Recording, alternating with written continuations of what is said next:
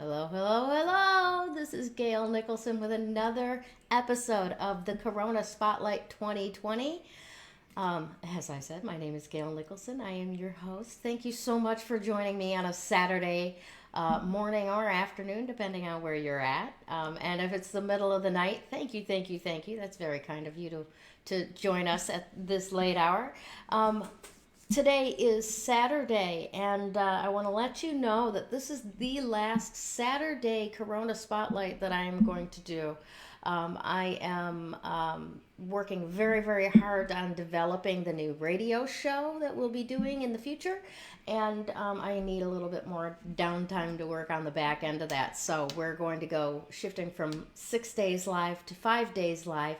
So my guest today has a very special spot as the very last of the Saturday Corona Spotlights. Help me welcome, please, won't you, Jacob Levin, personal trainer with UlyssesTraining.org. I'm so glad that you have the opportunity to join us today, Jacob. How are you? Man, I'm doing great. Thank you so much for having me on the show, Gail. How are you doing? I'm doing well. I'm doing well. I'm looking forward to sitting outside in the sunshine doing lots of nothing this afternoon. How about you? Well, I already did that this morning, but it sounds like a really good plan. Awesome. Awesome. Well, I know that I've already had a couple of personal trainer type people on the show. And we want to switch from the, immunity stuff to a little bit more of, what to do to not let how do I want to put this? It's getting old sitting here doing stuff to stay healthy in the house. It's getting old. How can we keep a fresh attitude about continuing to do what we need to do to keep our bodies healthy in such a confined situation? This is a problem I've been working with a lot of my clients on. We're used to being able to kind of take a break from our home life when we go to the gym. For a lot of people, that's one of the big appeals of the gym is that you're not at work, you're not at home, you're kind of having this meditative experience, whether you're bench pressing or standing on a treadmill. It's all about you. It's very much you time. And during the coronavirus, this has obviously been a little bit harder to sustain. You're at home, you might be alone, or you might have 6 other people in the house with you. And there's not really that opportunity to separate things out.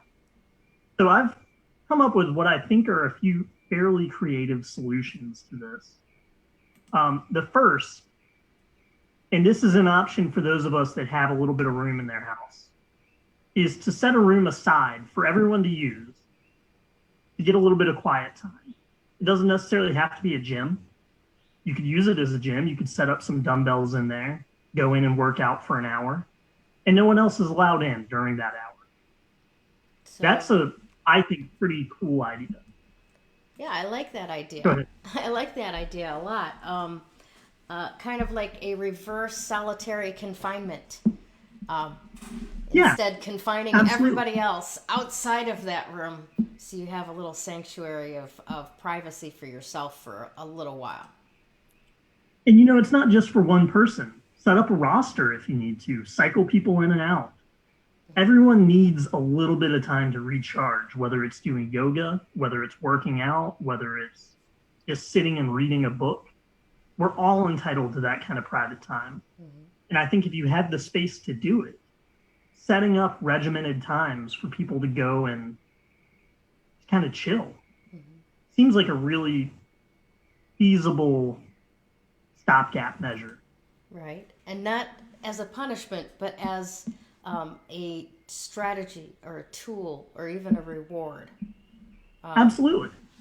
So I know that you're an introvert. I'm an introvert until I get into an environment where I feel safe. Then I'm very extroverted. But can we talk for a minute about how being holed up with 600 other people in a household might be impacting the introverts these days?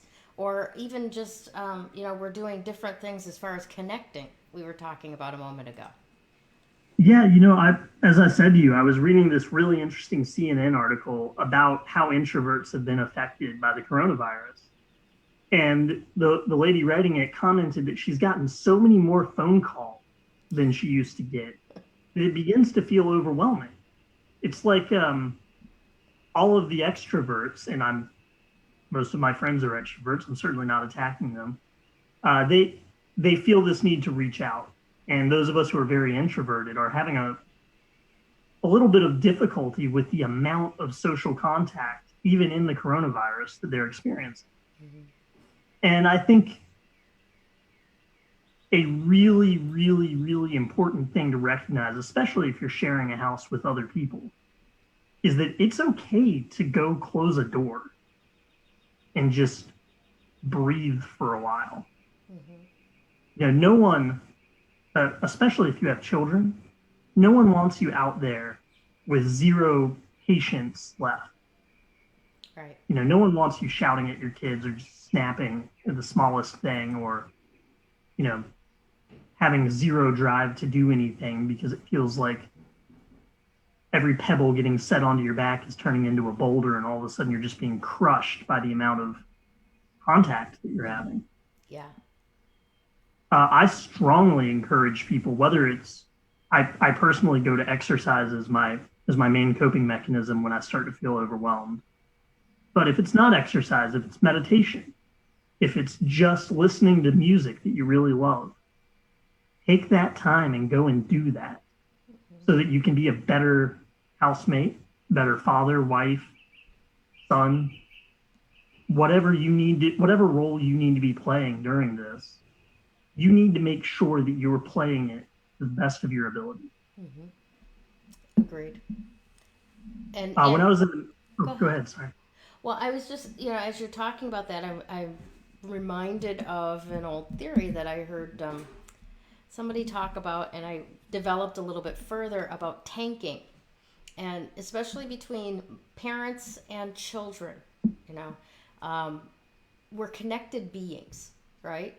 So when the pressure comes into mom or dad's tank and presses that water down, it flows through that connective pipe and bubbles up in the kids. So if you're frustrated and you notice that your kids are acting up, seriously, the best thing that you can do for them is to release the pressure for you, and then they will calm down. It's the strangest phenomenon, but honestly, it works. If you can go and burn off that frustration and that anxiety in you, it helps your kids calm down because they're picking up off of you constantly.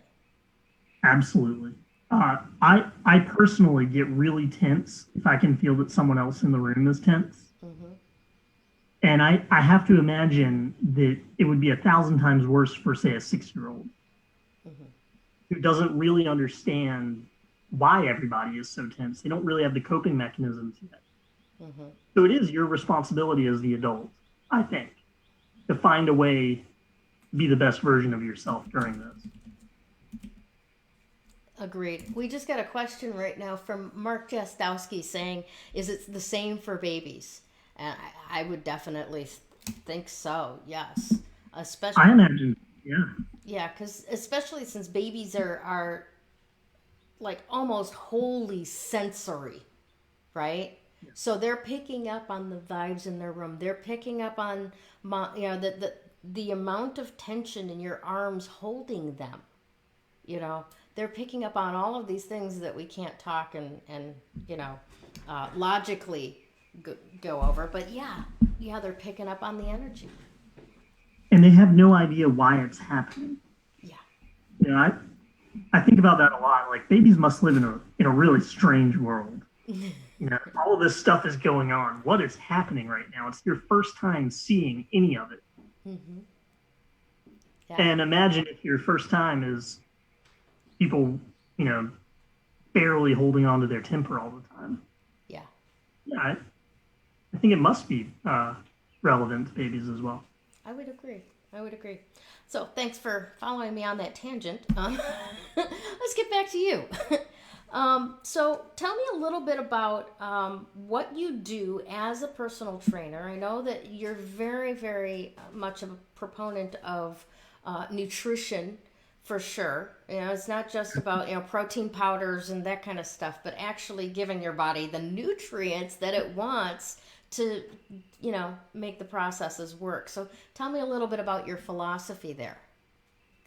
Well, I received my certification through Precision Nutrition, which is one of, in my opinion, the best, but one of the best nutrition certification companies in the world. And they believe, and I believe, that it's not about giving you this one set meal plan that you're going to follow for the rest of your life. Mm-hmm. In fact, studies show that people who try to adhere to a very strict meal restricting plan, they succeed for 1, 2, 3 months, and then they have a blowout or they fall off the wagon or whatever you want to call it, Mm-hmm. because it's difficult. It's a lot of pressure, Yeah. and it's really, in my opinion, no way to live your life. I want to be able to eat what I want. I want to be able to eat tasty food. So the trick is to find a way to do that, eat your tasty foods, to enjoy yourself without just eating garbage, for lack of a better word. I don't really love that phrase, but can't think of a better one. Well, I think it stands up because our we train our bodies. Unfortunately, we train our palates from a young age. Most baby foods have sugar added. Right? Absolutely. We begin the addictions at feeding solid food age 6 months, and as time goes on, the more fat, the more salt, the more sugar in our diet, the more we go, oh, that's what tastes good, right? But no, that's what we've trained our palate is our smorgasbord, so to speak. Those are our choices. But in fact, I found for myself when I went through a time period where I cut out all processed foods. I didn't eat any kind of white potato. I didn't drink any pop or soda. And, I didn't have anything deep fried. It was meat, as much meat as I wanted, as many vegetables as I wanted. I didn't care about fat, but as live as possible. My palate changed and I started liking and wanting those more nutritious foods. What's the science behind that? Well, you mentioned it earlier, addiction. We're we're hardwired to like these really strong flavors, and the fast food companies and most processed food companies add stuff into the food that makes them taste a little bit more vividly. Mm-hmm. And a lot of those additives are not always great for it. I mean, if you look at an ingredients list for a TV dinner, you'll see like flavors and chemical names that I couldn't tell you what they are. Mm-hmm. But when you take a break from that, and when you return to eating as much whole food as you possibly can, as you said, uh, you loosen the hold for these extreme flavors on yourself. You begin to return to a baseline.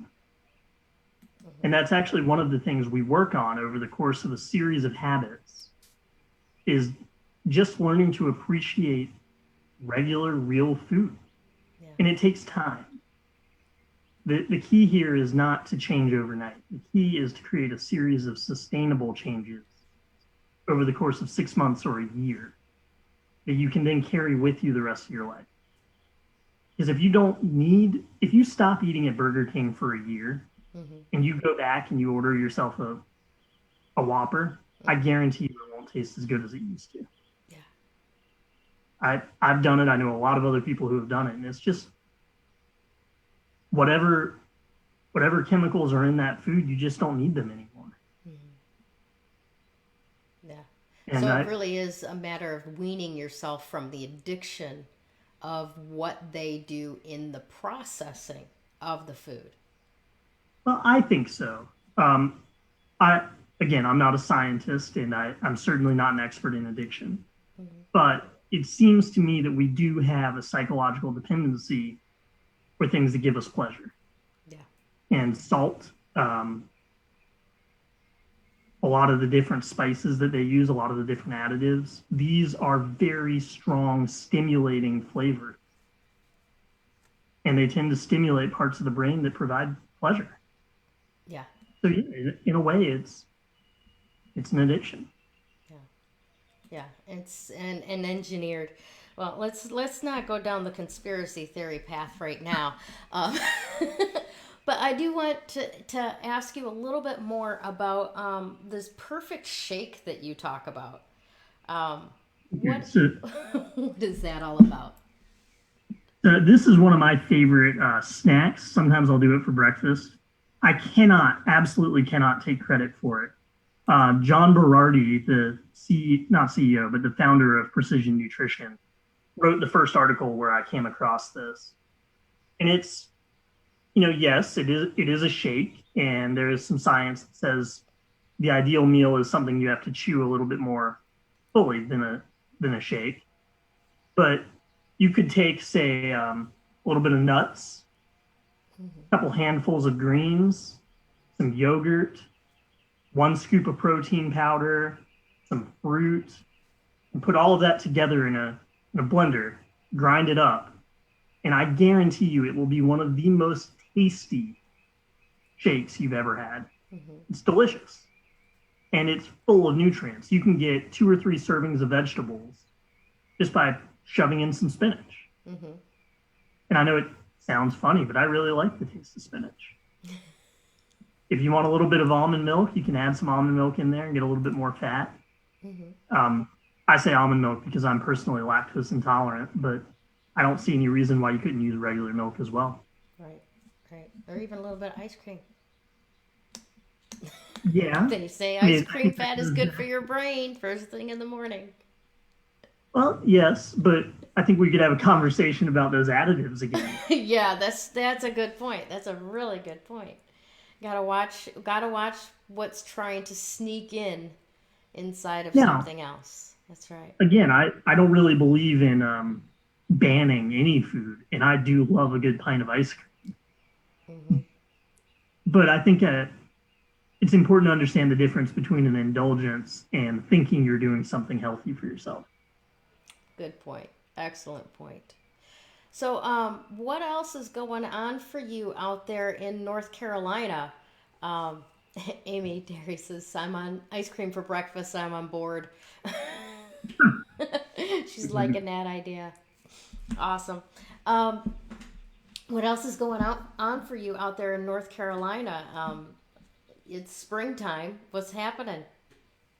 Well, it's beautiful. We've had some really severe weather in the last few weeks. I think I was telling you we had a storm front move through at about 75 miles per hour last Sunday, Mm-hmm. which was a cool way to wake up. Mm-hmm. Um, I'm spending pretty much 24 hours a day here in my home, Mm-hmm. uh, looking out over the water and just working out on my back porch.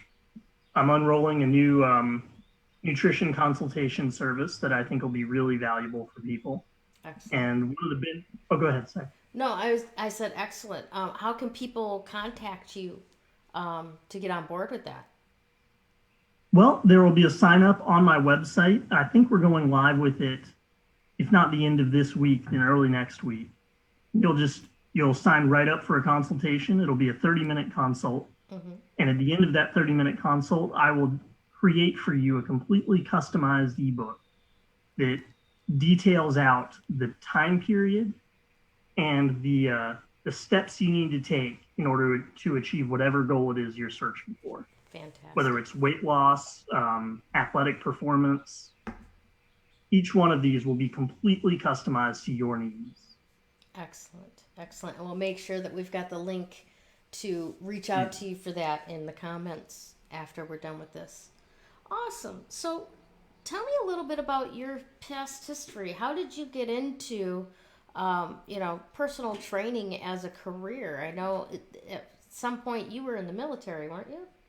I was. I joined the Army when I was 23. Mm-hmm. I had a little bit of difficulty getting in. I was born with one kidney, Oh, really? and so I had to attain a medical waiver before I could join. Mm-hmm. And reported to Fort Benning, Georgia. Graduated from officer candidate school. Reported for my officer training in the infantry, and immediately got into a bad car accident. Oh, no. And that ended my military career pretty quickly. Wow. So I spent about a year and a half rehabbing my spine to the point where I could do the things I love to do. At the time, I couldn't even walk without pain. And for those of you who have experienced sciatica, it's really painful. Mm-hmm. But I worked with an incredible strength coach out in Missoula, Montana, who specialized in injury rehabilitation. And my work with him really changed the way I saw the gym, because this guy was, in a lot of ways, bringing me back to life. Mm-hmm. He was teaching me how I could go out and run Spartan beasts and lift heavy weights again, go into Muay Thai rings and spar, Mm-hmm. all the things I wanted to be able to do but couldn't. Right. And that's why I got into personal training, because I want to help other people attain or regain the things they've always wanted to do in their lives. Very nice. I think that, oh, go ahead, sorry. No, I'm very moved by that.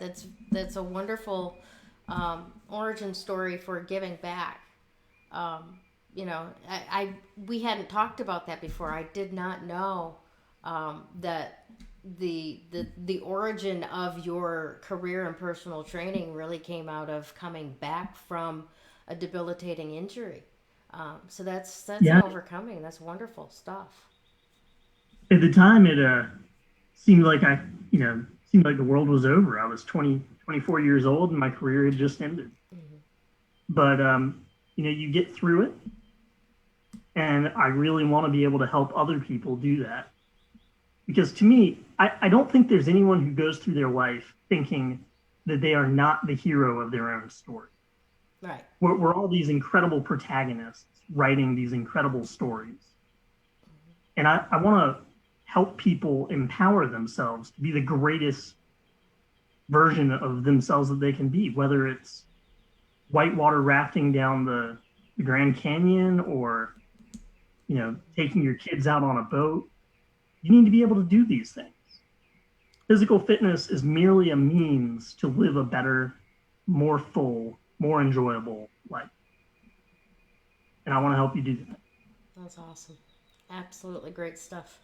Well, we would love to have people reaching out to you, finding out a little bit more about this perfect shake recipe, a little bit more about the customized nutritional plans that you've got coming down for people. That's absolutely wonderful. Is there anything else, any final thoughts that you'd like to leave for our audience today before we close this down?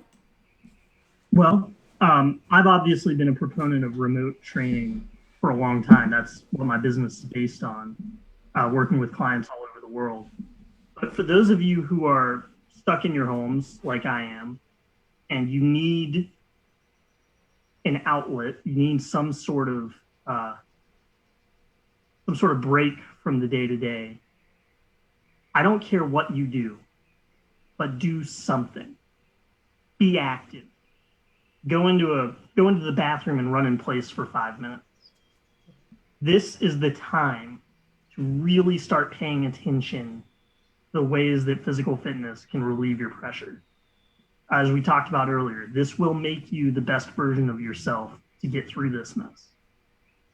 And it doesn't have to be with me, but it should be something. Find a way to do it.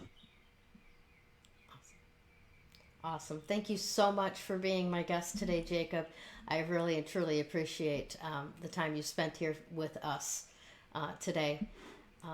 Thanks. Well, thank you, Thanks Gayle. again. Awesome. When you open yourself up to actual energy work, makes that recovery progress so much faster. That recovery is possible. You do not have to live as a victim until your last days. You have unbelievable strength, and I know that because you're still here. Do you want to create something completely unrecognizable with your life? I can show you how.